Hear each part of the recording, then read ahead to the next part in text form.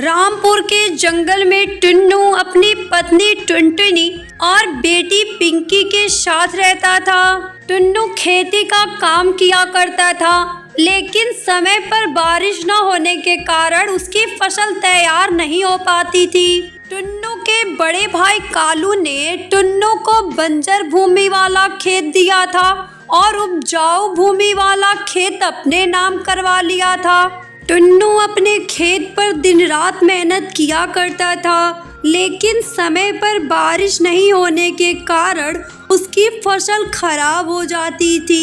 ऐसे ही एक दिन, पिंकी बेटा आप खाना खा लो, मुझे और भी काम देखना है। माँ आप क्या हर रोज खिचड़ी खाने को देती हो?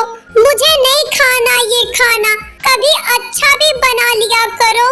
अच्छा ठीक है बेटा, मैं कल कुछ अच्छा सा बना दूंगी, अभी तुम यही खा लो। पिंकी खाना खाकर खेलने चली जाती है। तब टुनटुनी अपने पति से कहती है, सुनो जी, हम कब तक यहाँ बैठकर बारिश को देखते रहेंगे? तुम शहर जाकर वही कुछ काम देख लो, कम से कम हम अपनी बेटी को भरपेट खाना तो दे पाएंगे। तुम सही कह रही हो टुनटुनी, मैं भी इस बंजर खेत में काम करके थक गया हूँ। अगली सुबह, अच्छा ठीक है टुनटुनी, मैं जा रहा हूँ, जल्दी से निकलूंगा, तभी शाम तक जंगल पार कर पाऊंगा और आगे से बस मिल जाएगी। बस तुम अपना और पिंकी का ध्यान रखना।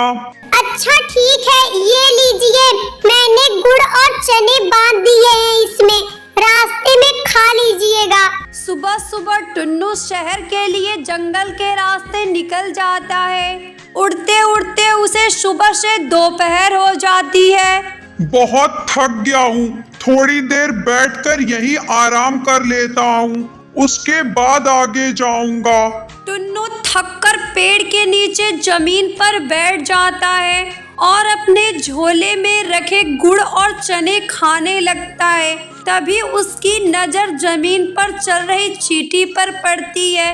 अरे यहाँ तो चींटियों का घर भी है। ये सोचकर टुन्नू उन चींटियों को गुड़ और चने खाने को देता है। चींटियां गुड़ और चने खाने लगती हैं और देखते ही देखते एक परी में बदल जाती हैं। ये देखकर टुन्नू बहुत ही डर जाता है।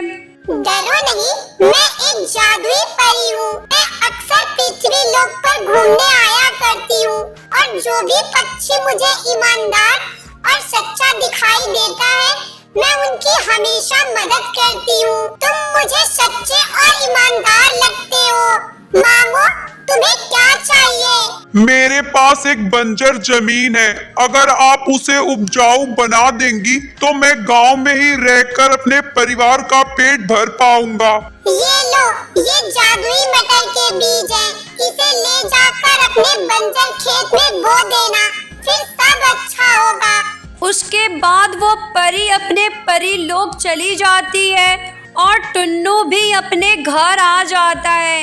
वो घर आकर अपनी पत्नी टुनटुनी को वहाँ की सारी बात बताता है।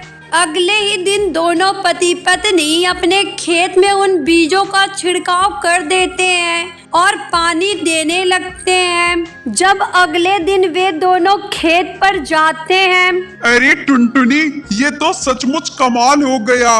अरे ये मटर की फसल तो एक दिन में ही तैयार हो गई। टुन्नू का सारा खेत मटर की फसल से भरा हुआ था। ये सब देखकर जंगल के सभी पक्षी बहुत ही हैरान थे। टुनटुनी, चलो हम इन मटरों को तोड़कर बाजार में बेच देते हैं। उसके बाद टुन्नू और टुनटुनी 4 बोरी मटर तोड़ते हैं और टुन्नू उन्हें ले जाकर बाजार में बेच देता है, जिससे उसे कुछ पैसे मिल जाते हैं।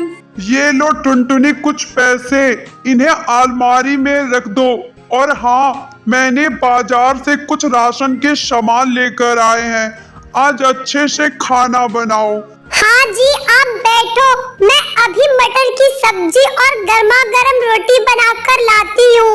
उस दिन रात को सभी भरपेट खाना खाते हैं और सो जाते हैं। अगले दिन टुन्नू फिर से मटर तोड़ता है और उन्हें बाजार में बेच देता है, धीरे धीरे करके उनके घर की हालत सही होने लगती है और वो सभी अपनी जिंदगी खुशी खुशी बिताने लगते हैं।